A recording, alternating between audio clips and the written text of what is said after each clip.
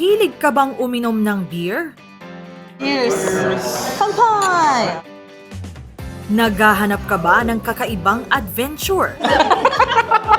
Ganito pala feeling ng malasing, ano? O kaya naman ay nais mong mag-explore ng kultura at kasaysayan? Kung tatlong yes ang sagot mo, ito na ang perfect travel destination para sa iyo. Welcome to Qingdao City, ang beer capital ng China.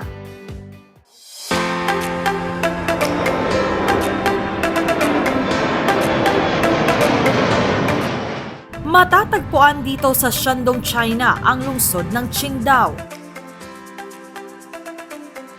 Isa sa mga sikat na tourist spot dito ang Qingdao Beer Museum. Pagpasok pa lang ng museo, mamamangha ka na sa mayamang kasaysayan ng beer sa lugar.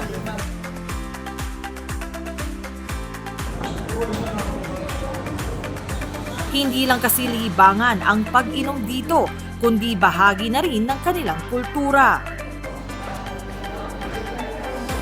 Makikita rito ang proseso ng paggawa ng beer. Mula sa tradisyonal na pamamaraan hanggang sa paggamit ng makabagong teknolohiya.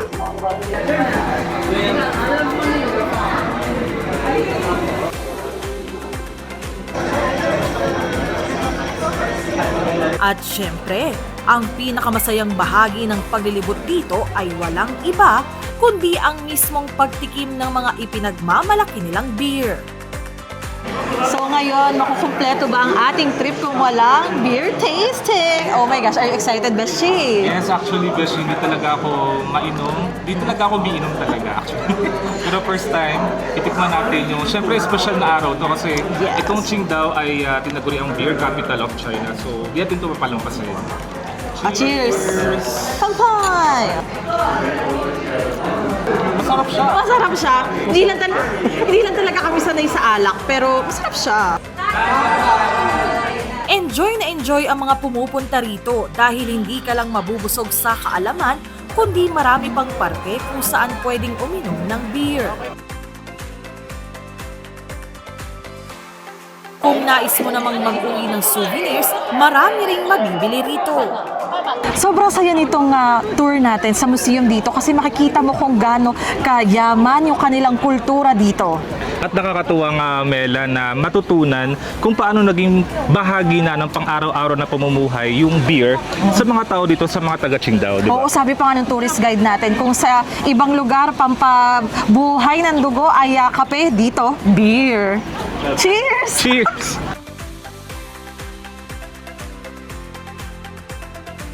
But wait, there's more!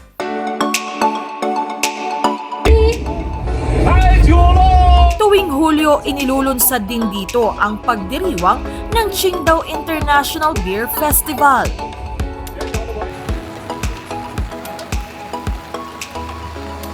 Kaya kung matatapat dito ang inyong pagbisita, huwag kalimutang makisaya lalo pat itinuturing ito bilang pinakamalaking beer festival sa Asia. Beshi, nag-enjoy ka ba?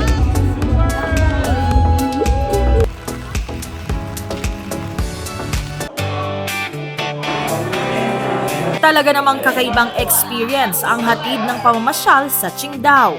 Kaya naman, ano pang hinihintay nyo? Let's go, Travel Beshies!